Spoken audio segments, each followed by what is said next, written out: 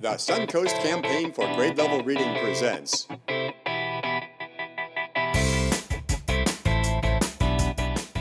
This Book is Cool.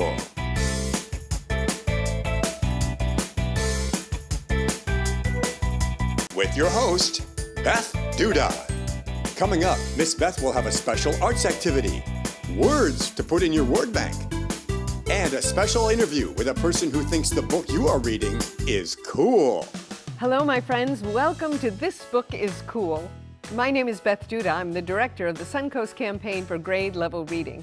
And today is an exciting day because we are going to talk about science. And the book that we're going to be talking about is called Scientists Ask Questions.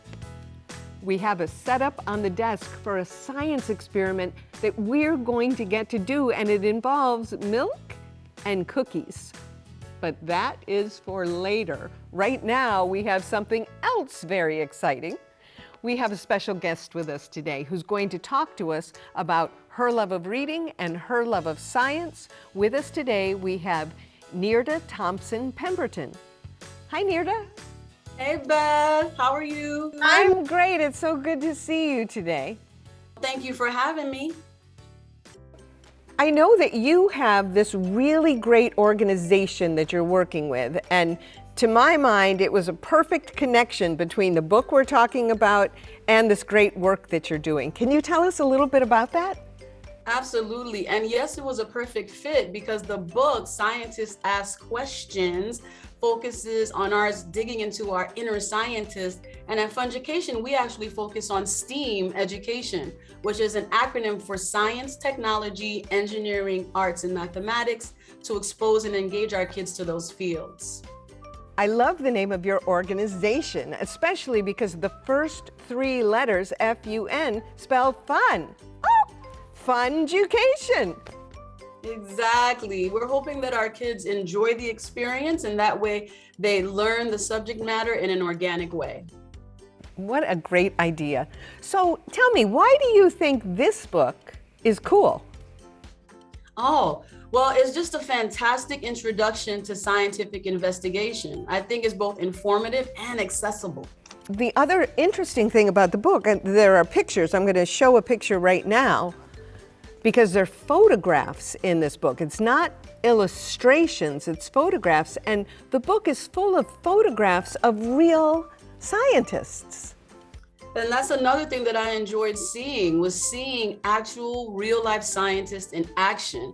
It was really interesting that they featured the different types. I think they had an archaeologist, there was a chemist, and even a plant ecologist. I had never heard of that kind of scientist before, so I got a little smarter just by reading the book.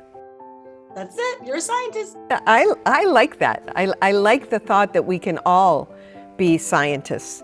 Now, one of the cool things about scientists, and actually one of the cool things about your organization too, because I've seen you in action, you get to play with some really cool things. Oh yeah, we're all about cool tools, and scientists use cool tools. Like there's a microscope featured on page 18, a scale on page 19. He's even weighing an alligator.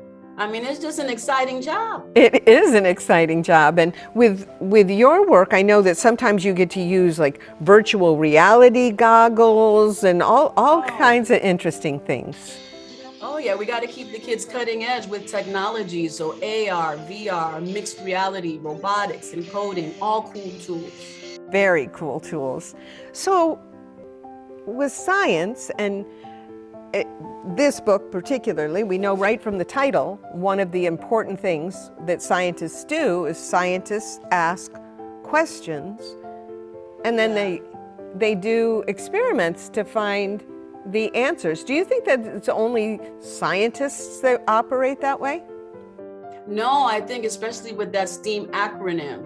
And that's why that's one of my favorite takeaways, is to always ask questions and experiment to find the answers. And it's not just for science. It's just a great way to learn more about life and the world around you in general. So you can be more of a scientist every day.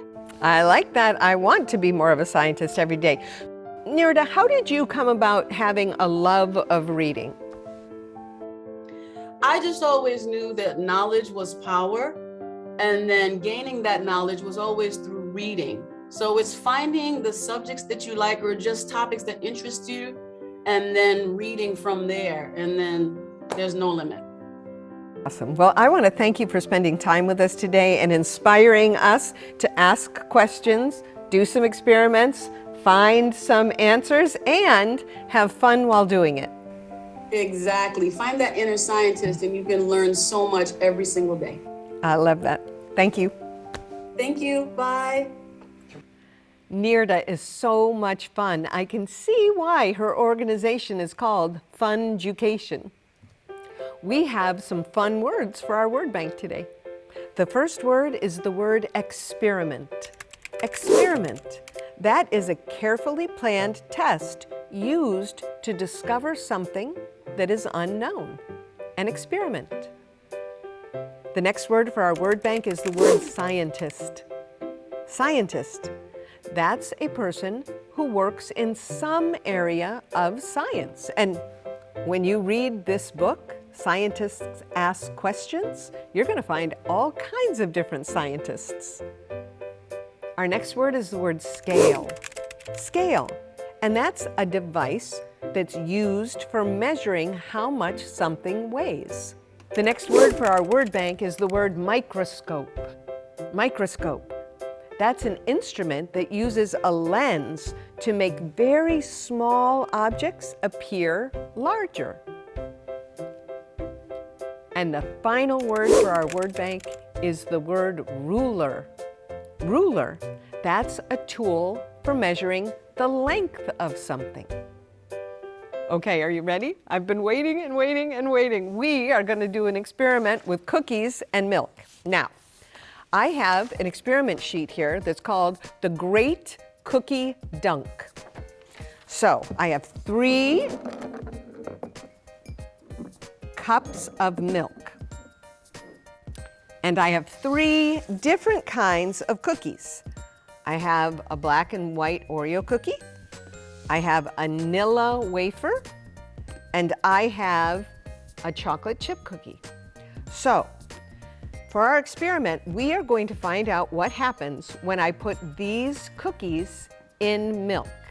And we're going to test it to see, do they all act the same way in milk or are they different in milk? So, the first thing that we're supposed to do is to observe the cookie. So, my largest cookie is my chocolate chip cookie. So I'm going to put chocolate chip, and I'm going to say that it's the largest cookie and that it has dough and chocolate chips. That's what I've observed. And then I'm going to do my Oreo cookie. So I'm going to say that there are hard cookies on the outside and cream in the middle. And it is the medium size because the chocolate chip is my largest cookie. And then my smallest cookie is my Nilla wafer. So it's the smallest cookie. And it's the only one that's just cookie. The Oreo has cookie and cream, and the chocolate chip cookie has cookie and chocolate pieces, but this one, just cookie. Smallest, and it's just cookie. Okay, so which one of these do we predict will float the longest on top of the milk? I'm gonna say the Nilla wafer because it's lighter. It's smaller and it's lighter, so it won't be as heavy. So that's gonna be my guess, that it will float the longest. And I think the other two might sink right away, but I don't know for sure, and that's why we're doing an experiment. Okay, so I'm going to put the chocolate chip cookie on top. I'm gonna put the Oreo cookie on top, and I'm gonna put the Nilla wafer on top.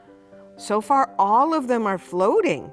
I thought that they would sink right away. Ooh, I think the chocolate chip cookie is going down. It looks like it's going to be the very first one to sink. Yep. There it goes, all the way to the bottom. And look, it looks like the Oreo cookie is going to go down too, because we can start to see the milk and it's coming around the edges. And I think as that cookie soaks up the milk, it's getting heavier. And I think it might be pulled down to the bottom.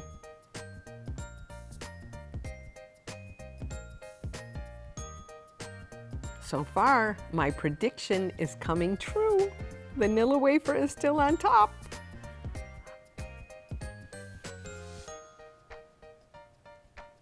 I do have to say that the Oreo cookie is taking a little bit longer than I thought it would take to sink. So that's a good observation. I'm going to say, so that went down first was the chocolate chip, and then the Oreo, oh, it's gone. It's sunk. And look, vanilla wafer is still floating. Well, that's some pretty good information that we got. So in my great cookie experiment, my prediction that vanilla wafer would float the longest is what came true. So I would say we had a great experiment today. It was successful. But you know something interesting about science? Even if vanilla wafer had been the first one to sink and my prediction didn't come true, that would still be a successful experiment because it means I learned something new.